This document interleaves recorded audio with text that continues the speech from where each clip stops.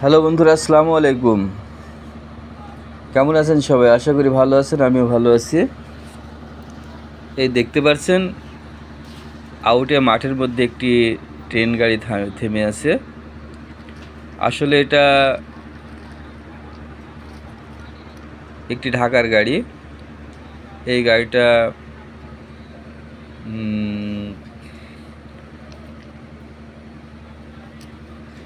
বুড়িমারি থেকে আসছে, ঢাকার উদ্দেশ্যে যাবে। আমি এই গাড়ির যাত্রী। এই ট্রেনটিতে আমি উঠেছি 2:45 সান্তাহার থেকে। আশা রাখছি রাজশাহী থেকে যে ট্রেনটি ছেড়ে যায় ঢাকার উদ্দেশ্যে পদ্মা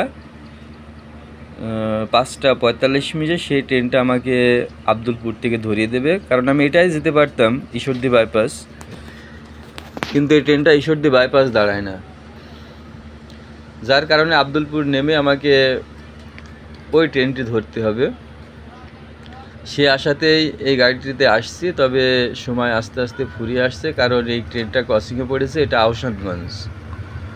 যারা যাওয়া আসা করেন আত্রাই, এই আত্রাই এবং আহসানগঞ্জ একই গাড়ি। যে গাড়িটার ক্রসিংয়ে পড়েছে সেই গাড়িটা দেখছেন বেরিয়ে যাচ্ছে। এটা ঢাকা থেকে আসছে।